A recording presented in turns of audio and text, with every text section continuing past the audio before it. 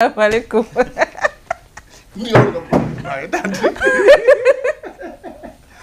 Merci beaucoup du côté de la régie loolu mooy les prévisions météorologiques. ñu annoncé kuy jëw ba egg si régie. ak nos partenaires la sim. c'est que li ñuy waxtaanee hors antenne na yem hors antenne rek alors ñu jàll si li nga xamante ne moo jëm ci wàllum actualité doore kook information bi nga xam mën ngeen ko fekk sur la page de la police nationale di wax le commissariat d'arrondissement de Yeumbeul Comico a procédé ce 5 novembre 2025 à l'interpellation d'un individu pour association de malfaiteurs, meurtre, vol en réunion avec usage d'armes blanches et menaces. Cette interpellation fait suite à une mise à disposition du mis en cause par les éléments de la brigade de recherche de retour de la maison d'arrêt et de correction de Rebeuss. Le mis en cause a été interpellé relativement au meurtre d'un individu en date du 5 juin 2025 au quartier Afia 6. Le commissariat de Yeumbeul Comico avait été avisé ce même jour aux environs de 23 h que des jeunes à bord de scooters auraient agressé avec des armes blanches un individu au quartier Afia 6 avant d'emporter un sac contenant de l'argent. Selon les déclarations et témoignages recueillis à l'époque, des individus à bord d'un scooter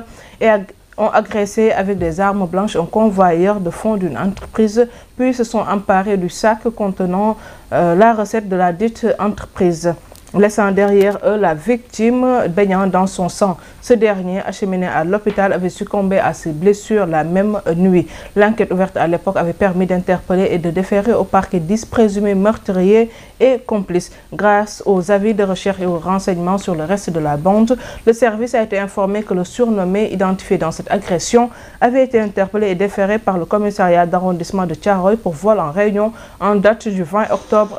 2025. Sur ce, un ordre d'extraction a été émis pour l'entendre sur les faits interrogés sur procès verbal. Il a tenté dans un premier temps de nier avant d'admettre sa participation à cette affaire. En revanche, il nie toute implication directe, limitant son rôle à celui de conducteur de la moto et guetteur. Il a laissé entendre que ce jour-là, il avait quitté Guédiawaye au volant d'un scooter en compagnie de ses acolytes, puis il s'était rendu à Mbed de Fass, près du magasin de la victime. Il déclare qu'avec l'aide d'un employé du magasin, ils ont suivi la victime et que ces 3 acolytes cités l'ont agressé avec des armes blanches et se sont emparés de son sac contenant de l'argent.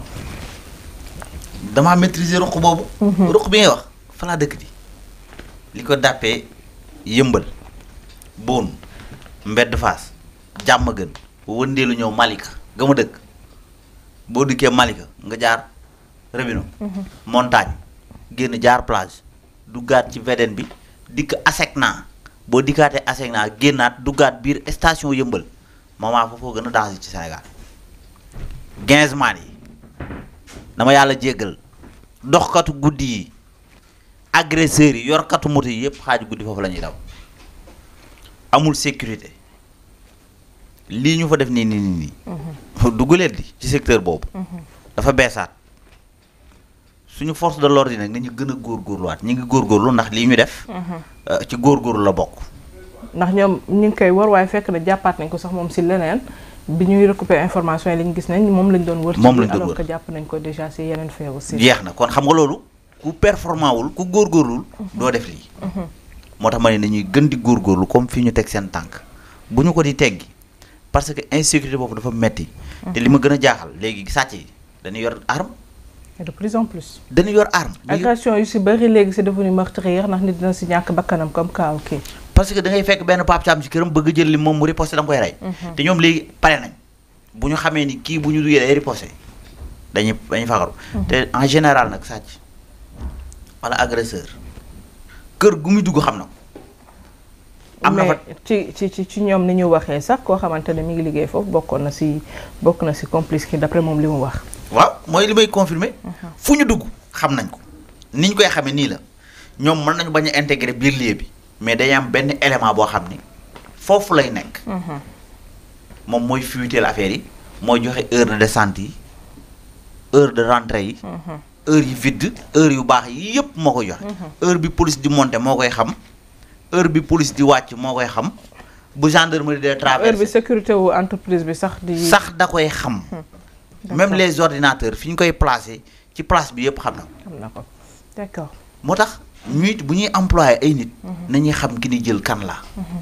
mais for benn Pape Thiam rek parfois nag xam nga doo mën a xam da ngay fiyewu rek si kooku li nga xamante ne moom la la présenté moo xam si CVM la wala leneen et parfois aussi nit ki da ngay gis sax koo xam ne da lay liggéey non da ngay gis sax koo xam ne liggéeyal na nit ay ati at ñu xëy gis mu def benn acte boo xamante ne famille bi mos ñu ko yaakaare wala entreprise ba muy liggéeyee mos ñu ko yaakaare fi bëri na ay agression wala vol ci ay kër yoo xamante ne saa ñu enquêté ba ci biir d'habitude dañuy gis ne am na loxoy kenn koo xam ne ku leen jege la wala sax kuy liggéey ci biir kër ga wala sax ku dëkk ci biir kër ga koo xamante ne moo ko def. dëgg la bëri na comme li nga wax nii bëri na kër yooyu dem comme par exemple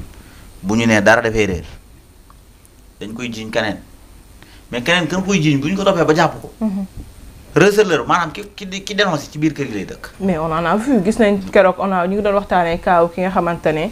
ooru yaayam la ñu sàccoon far ñuy enquête gis ne nekkate moom la tu vois c'est des choses récurrentes qui arrivent tout le temps malheureusement. loolu mooy àdduna bi. mais suñu secteur boobu ñu police dugg tey ba def fay arrestation. gars yi nañu gën a jàppale ci secteur boobu. inchallah parce que entre yëmbal ni ma ko waxee. ay buun Malika mbedd Fass foofu maa fay 15 maan yi ñu ngi yàq réew mi ñoom dem nañ ba man sama koñ xam nga nu mu tudd sans loi mais ci biir cité bi am na beneen tur bu ñu ko tuddee tur bu xaw a ñaaw wallahi lazim cité imbécile d'accord merci beaucoup alors ñu jàll ci beneen information ba tey jëm si wàllum actualité bi par ville de Dakar la ñuy waxtaanee ak le maire Abass Fall qui apporte son soutien aux basketteuses de la ville de Dakar. Le maire de Dakar, monsieur Abass Fall, a rendu visite à l'équipe féminine de basketball de la ville de Dakar en regroupement au stadium Marius Ndiaye. Ce déplacement avait pour but d'encourager les joueuses avant leur départ imminent pour le Préa où elles participeront aux éliminatoires de la Coupe d'Afrique des clubs prévue au Caire. Accompagné du président de la Fédération sénégalaise de basketball, Maître Babacar Ndiaye, et de celui de l'équipe de la ville de Dakar, M. Ibrahima Yatma Thiaw, le maire Abass Fall a salué le travail, la détermination et l'esprit d'équipe des athlètes, soulignant l'importance de leur engagement pour la promotion du sport féminin à Dakar et au Sénégal, tout en leur transmettant les vœux de succès du conseil municipal et de l'ensemble des populations dakaroises, en leur souhaitant bon voyage et bonne chance à nos joueuses pour un Dakar qui rayonne. Abdoulaye Dieye ki nga xamante ne moom mooy maire Dakar di Abass Fall demoon na seeti ñi nga xamante ne ñoom ñooy équipe féminine de basketball bu ville de Dakar yi nga xamante ne ñu ngi woon regroupement fële ca stadium Marius Ndiaye pour souhaiter leen bonne chance ñaanal leen aussi ñu am victoire pour li nga xamante ne moom mooy rayonnement de la ville de Dakar. waaw muy lu ñuy rafetlu yaakaar naa ne bi mooy 3e participation ville de Dakar ci Coupe d'Afrique des clubs ville de Dakar nag bu ñu ko waxee surtout ci jigéen ñi gis nañu ni ci basket bu Sénégal ñu ngi ci amal jéego yu am solo. pratiquement des années ngi nii ñoo nekk sur le toit du basketball sénégalais. alors ville de Dakar nag di représenter Dakar mais aussi tamit di représenter actuellement li nga xam moo di Sénégal ci Coupe d'Afrique des clubs. donc Abass Fall en tant que premier magistrat de Dakar de la ville bu demee seet leen day nekk loo xamante ne déjà dana motiver ñoom jigéen ñi.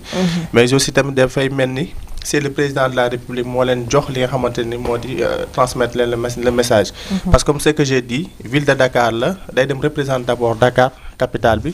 te premier magistrat bu Dakar Abass Fall mais aussi dafay représenter Sénégal ici tamit gis nañu mu def ci aussi benn somme bu symbolique boo xam ne jox na leen ko pour ñu mën a participer. alors dañuy def rek lu dul ñaanal leen vraiment bu ñu demee ñu am ndam indi ko ci Sénégal mais aussi leen loo xam ne peut-être cri de cœur la bu gën naa ko wax mooy que ne man j'ai l'habitude de voir wala boog gëj naa gis ci compétition surtout ci basket ñu def li nga xam moo di des bilans. gis na Coupe d'Afrique bi ñu ci jógee léegi que muy góor ñi jigéen ñi en tout cas gisaguma fu ñu defee un bilan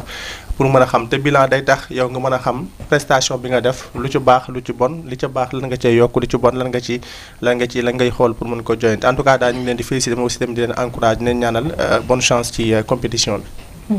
Merci beaucoup Abdoulaye Dieye Pape Thiam ni ko Abdoulaye Dieye waxee déjà c'est très important bu suñu équipe yi dem di représenter li nga xamante ne moom mooy ville bi wala Sénégal sax d'une manière plus large dafay baax autorités yi tout le temps li koy seetlu nag dem di leen encourager mais aussi comme ni ko Dieye waxee ñu leen di ñaanal ndam bu yaatu pour li nga xam moom mooy intérêt du Sénégal. waaw di leen wax ni bonne chance yàlla nañu yàlla may ndam. amiin waay ndax lu tax ma ni yàlla nañu yàlla may ndam ñoom ñooy dem. mais ñun ñoo leen war a accompagner. te kii dem di wuti ndam. yow mi nga xam ne yaa ko war a accompagner da nga ko war a ñaanal jàmm.